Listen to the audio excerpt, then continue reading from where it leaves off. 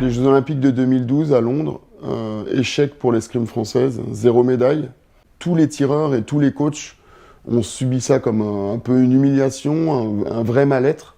Donc c'était un vrai traumatisme pour eux. Et en septembre, j'ai retrouvé un groupe qui était, on va dire, traumatisé, mais même un peu malade de ça. Donc il a fallu reprendre les bases, leur redonner confiance.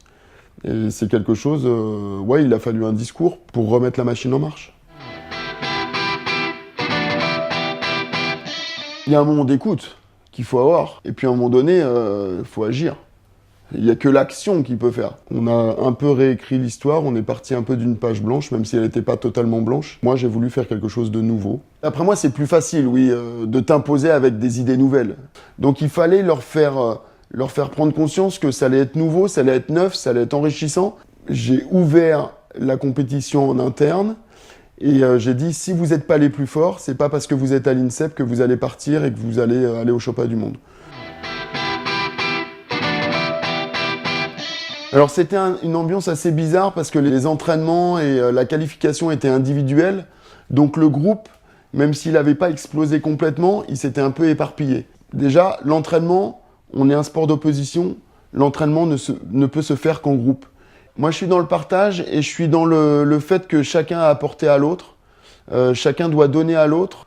C'est comme ça qu'on va se rendre meilleur. J'ai remis des séances collectives pour toute la préparation physique généralisée, parce qu'avant, chacun faisait ça un petit peu dans son coin, mais aussi pour des séances collectives comme le foot. J'ai remis énormément d'entraînements en commun, de sport collectif, pour qu'on soit tous ensemble, pour qu'on s'amuse tous ensemble, pour qu'on travaille dur tous ensemble. Tout ça, ça se crée, ça peut pas se créer uniquement en escrime, uniquement sur une compète, c'est quelque chose de tous les jours.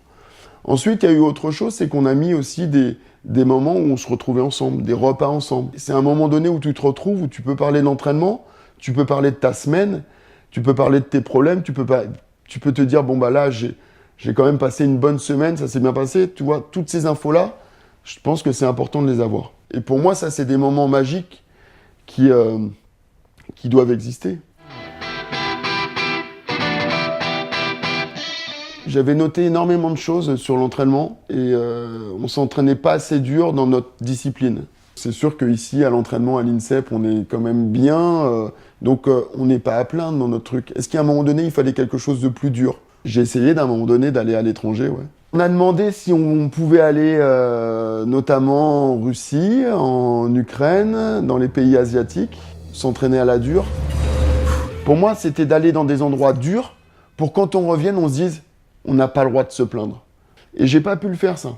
À un moment donné, j'ai demandé à la Corée de vivre à la coréenne avec 2 de mes athlètes pour savoir ce qu'ils vivaient eux au quotidien.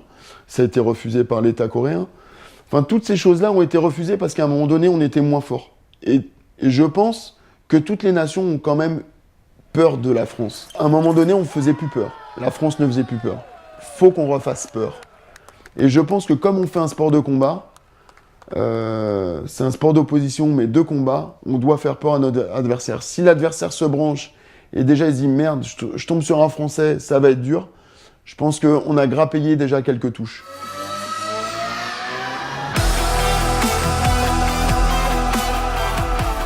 Moi, je pensais qu'il fallait quelque chose de plus dur dans l'entraînement. Alors, je l'ai fait avec des stages qui étaient avec des choses nouvelles, avec des choses fun, où on allait un peu au bout de soi-même, on essayait de dépasser un peu ses limites.